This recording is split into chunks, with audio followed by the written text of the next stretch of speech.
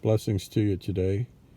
I want to say a few things about friendship today because it's important to have someone we can talk to, someone who will listen to us and who will speak back to us. And I'm reading from John 15 and the 12th verse where Jesus says, "This is my commandment, that you love one another as I have loved you. Greater love has no one than this, that someone lay down his life for his friends. You are my friends if you do what I command you. No longer do I call you servants, for the servant does not know what his master is doing, but I've called you friends. For all that I have heard from my Father, I've made known to you." I don't call you servants. I call you friends. He's saying that to his disciples. That, of course, is Jesus speaking. And he's driving in the importance of love and sacrificial love and caring about people. And he's talking about the intimacy that he has and wishes to have with his followers. Jesus is the best friend we'll ever have. We may have a few good friends in our lifetime and be able to talk to certain people, and we hope that that friendship lasts for many years. Sometimes it does. We're blessed by God to have a good friend for a long period of time. Other times it seems as though the friendship passes all too quickly for whatever reasons. But it's important to have a good friend. And of course, again, the Bible drives in the point that the best friend we'll ever have, the only true friend, the only lasting friend, who will never leave us, never abandon us, never betray us, never turn away from us, is Jesus Christ. We come to him in faith, believing in him and believing that he is who he says he is, not just mentally, but believing to the point of surrendering ourselves, abandoning all to him, because we know he came and gave his life for us in order to provide the sacrifice to cover our sins. And by believing in him, we are free, and we are now in relationship with Jesus, and he becomes our number one person, capital P, in our lives. Jesus is God. Jesus is our best friend, capital F. And we love him, and he loves us. He promises to remain with us, and he will stay with us through thick and through thin. There are those who pretend to be friends, but who are not forever friends. There is one who sticks closer than a brother, and that is Jesus himself. But we need people to talk to. I want to just, I suppose, hone in on that point today of the importance of people and the realization that we all need someone to talk to. I think it's unfortunate that we try to put up such an exterior at times, some of us more than others, where we want to almost convince ourselves that we really don't need other people. And usually we say this because we've been so disappointed by other people. When we just get older and we become more calcified in our disposition, and it seems as though as we get older and harder, we want to retire from human society altogether in so many ways. We just want to turn on the TV, and we just want to hide in our rooms and seclude ourselves. And we think perhaps at moments, this is the way to go. This is the way I'll be. I will retire and be almost like a hermit.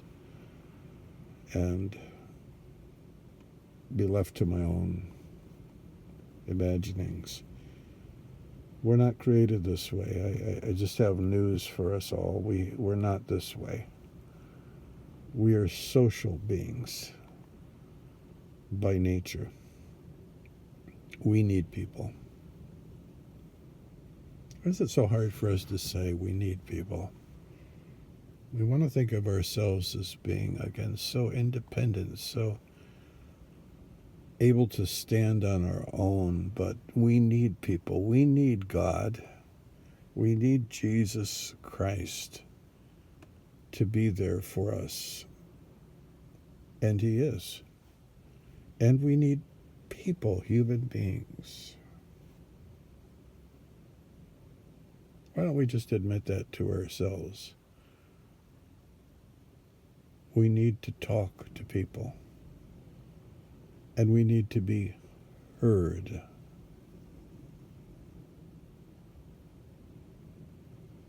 It's a rare thing to find someone, it seems, who hears us. Do you have someone that hears you?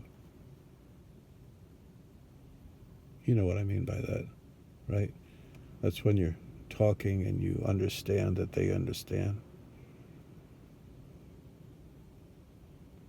You sense that they have heard you and understood what you're trying to convey, and they have a sense for how you're feeling about things.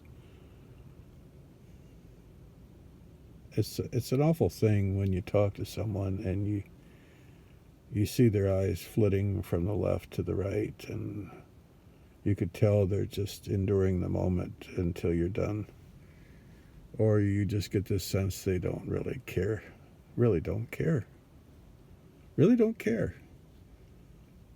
Or they don't comprehend. They're not able to comprehend for whatever reasons.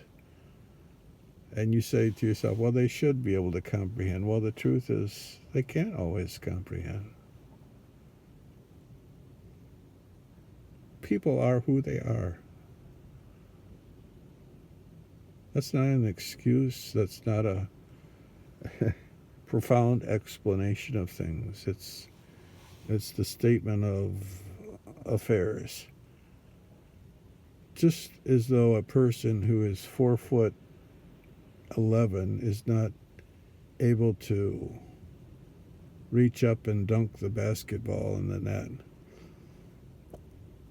Neither is a small-hearted person able to take in and reach up to where you're wanting to be and to discuss the subjects you're wanting to discuss. And you say to yourself, well, they should be farther along, they should be taller, they should be able to go up higher, they should be able to understand me. Perhaps they should. The fact is, they don't. Then what? There's the real question. Then what? Well, this is when, again, our friends fail us and our companions fail us. It seems. At least that's the way it seems. Of course, we fail them, don't we? At least from time to time. Then we go to our true friend. I guess I'm circling back there. Then we go to our true friend, who is Jesus. Jesus never leaves us. When you don't have anyone to talk to, close your eyes and with your internal eye, look into the face of Jesus and see the one who loves you. Some reason as I'm talking, I'm thinking about Peter. You know, Peter's story when he said, I'll never betray you. You know, they'll all run away from you and fail you. I'll remain true, said Peter the apostle. And Jesus said, oh, Peter, don't you understand that before the cock crows, you'll betray me 3 times over? Of course, he thought Jesus had to be mistaken. But he wasn't. And his fear gave in to terror, and he turned on his Lord and did exactly what Jesus said he would do. He betrayed his friend, Jesus.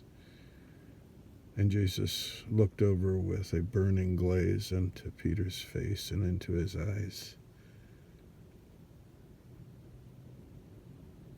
And Peter wept bitterly because he disowned his truest friend. And again, we fail, but there's the friendship of Jesus, isn't it? There's the love of Jesus, and I'm sure the rest of his life, Peter remembered that burning stare, the loyal friend, though he himself was not all that loyal. Perhaps we're more human than we think we are, and perhaps we're not as perfect as we think we are, and perhaps we've failed people not unlike Peter, from time to time at least. We need people to talk to. We need people in our lives. But when we fail and when others fail us, at least we have Jesus, the one who never leaves us and who never fails us. Peace and blessings.